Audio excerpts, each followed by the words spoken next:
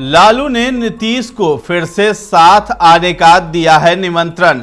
नीतीश ने लालू के निमंत्रण को हंसकर टाल दिया है। एनडीए में आंतरिक समीकरणों ने अटकलों को बढ़ावा दिया है। दिल्ली यात्रा के दौरान नीतीश की अनदेखी की भी खबरें आई है। बिहार में आरजेडी नेता लालू प्रसाद यादव ने मुख्यमंत्री नीतीश कुमार को फिर से साथ आने का निमंत्रण दिया है, जबकि नीतीश ने इसे हंसकर टाल दिया है। नीतीश कुमार की दिल्ली यात्रा के दौरान कथित अनदेखी और बीजेपी के अंदरूनी समीकरणों ने अटकलों को बल दिया है। नमस्कार, आप देख रहे हैं दर्श न्यूज। मैं हूं आपके साथ रितेश शर्मा। बिहार की राजनीति के दो धुरंधर नेताओं की पुरानी केमिस्ट्री ने एक बार फिर से राजनीतिक सुगबुगाहट पैदा कर दी है। जहां आरजेडी और इंडिया ब्लॉक के नेता लालू प्रसाद यादव ने मुख्यमंत्री और जेडीयू नेता नीतीश कुमार को फिर से साथ आने का निमंत्रण दे दिया, वहीं नीतीश ने भी सीधे खंडन करने के बजाय इसे हंसकर टाल दिया। इसके बाद कयासबाजियों का वो दौर शुरू हुआ जिसने पटना से लेकर दिल्ली तक राजनीति के सभी धड़ों के कान खड़े कर दिए।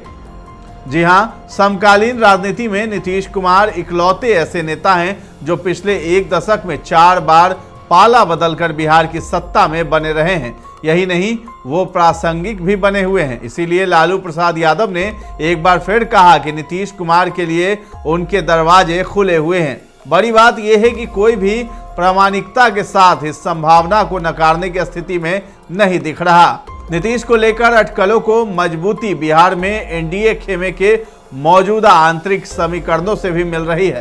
कुछ ही दिन पहले अटल बिहारी वाजपेयी की जयंती के मौके पर उप मुख्यमंत्री और बीजेपी नेता विजय कुमार सिन्हा ने ये कहकर सनसनी फैला दी थी कि अटल जी को सच्ची श्रद्धांजलि यही होगी कि बिहार में बीजेपी के पूर्ण बहुमत वाली सरकार बनाई जाए। हालांकि जल्द ही उन्होंने इस बयान से किनारा कर लिया, लेकिन तब तक नुकसान हो चुका था। ये परसेप्शन पहले से बना हुआ है कि बीजेपी बिहार की राजनीति में जेडीयू और नीतीश कुमार की अनिवार्यता जल्द से जल्द समाप्त करना चाहती है। फिर उसके बाद फायरब्रांड नेता है भाजपा के गिरिराज सिंह, उन्होंने नीतीश कुमार के लिए भारत रत्न की मांग कर दी। यानी कि नीतीश कुमार को बिहार की राजनीति से अलविदा कहलाने की बहुत जल्दबाजी दिखा रही है भाजपा, इसलिए जो है भारत रत्न की मांग भी कर डाली। अब इसी बीच जो है नीतीश कुमार दिल्ली पहुंचते हैं।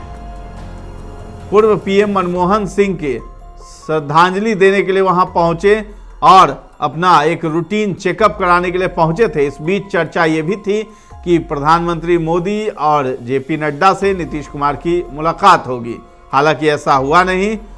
पिछले हफ्ते ही नीतीश कुमार को दिल्ली यात्रा के दौरान हुई कथित अनदेखी की भी खबरें आ गई। कहा गया कि दिल्ली में नीतीश कुमार पीएम मोदी, गृह मंत्री अमित शाह और बीजेपी के अध्यक्ष जेपी नड्डा से मिलना चाहते थे, लेकिन उन्हें किसी ने भी वक्त नहीं दिया और नीतीश कुमार वापस पटना लौट आए। हालांकि बिहार विधानसभा में नेता प्रतिपक्ष तेजस्वी यादव ऐसी किसी संभावना के पक्ष में नहीं दिखते हैं। उनका फोकस साल के आखिर में होने वाले विधानसभा चुनाव पर है। इस वक्त नीतीश कुमार के आने की संभावना कार्यकर्ताओं और मतदाताओं के बीच भ्रम और असमंजस पैदा कर सकती है। तो एक तरफ लालू यादव ने ऐसा बयान दिया कि नीतीश कुमार के लिए दरवाजे खुले हैं, तो उससे पहले ही तेजस्वी यादव ने कहा था कि नीतीश कुमार के लिए दरवाजे हमेशा हमेशा के लिए बंद हो गए। लेकिन जिस दिन राज्यपाल जो है यानी बिहार के नए गवर्नर आरिफ मोहम्मद खान शपथ लेने पहुंचे थे, तो वहां तेजस्वी यादव भी बिहार में नेता प्रतिपक्ष की हैसियत से राजभवन पहुंचे थे। और मीडिया ने जब उनसे सवाल किया कि आपके पिता लालू यादव ने नीतीश कुमार को ऑफर दिया है, तो उन्होंने कहा कि आप लोग सवाल पूछते हैं तो लालू यादव क्या कहेंगे। उन्होंने मीडिया को ठंडा करने के लिए ऐसा बयान दिया है। लेकिन बिहार की राजनीति में ये कयासबाजियों का दौर शुरू हो गया है कि क्या आरजेडी के साथ नीतीश कुमार फिर से जाएंगे, क्या खरमास बाद फिर से नीतीश कुमार पलटी मारेंगे। तो राष्ट्रीय राजनीति का ये पहलू है। ये बात भी ध्यान देने लायक है कि केंद्र सरकार में बीजेपी के पास बहुमत नहीं है। नीतीश कुमार का साथ उसके लिए भी अहम है। तो किसी भी तरह से भाजपा नीतीश कुमार का साथ नहीं छोड़ना चाहेगी। हालांकि आगामी लोकसभा चुनाव 2029 में जो है इस तरह की बातें हो सकती हैं कि साथ छोड़ा जा सकता है। इसलिए अभी से केंद्रीय सत्ता का समीकरण बिगाड़ने का विकल्प नीतीश कुमार भी शायद ही चुनना चाहेंगे। तो तो हालांकि ये कयासबाजी बिहार में चल रही है कि नीतीश कुमार जो हैं वो पाला एक बार फिर से बदल सकते हैं, लेकिन ऐसी संभावना कम ही दिखाई देती है। लेकिन ये भी तस्वीर सामने आई राजभवन में, जिस तरीके से तेजस्वी यादव ने नीतीश कुमार को प्रणाम किया और नीतीश कुमार ने हाथ पकड़ करके तेजस्वी यादव का अभिवादन किया और मुस्कुराते हुए वहां से चल दिए। तो ये जो तस्वीर है ये भी कुछ और ही इशारा करती है। तो फिलहाल बिहार की राजनीति में क्या कुछ होने वाला है और ऊंट किस करवट बैठता है, ये भी देखने वाली बात होगी। जो भी अपडेट होगा हम आप तक पहुंचाते रहेंगे, इसलिए ज़रूरी होगा कि आप हमारे चैनल पर बने रहें और अभी तक हमारे चैनल को आपने सब्सक्राइब नहीं किया है तो जरूर कर लें। धन्यवाद।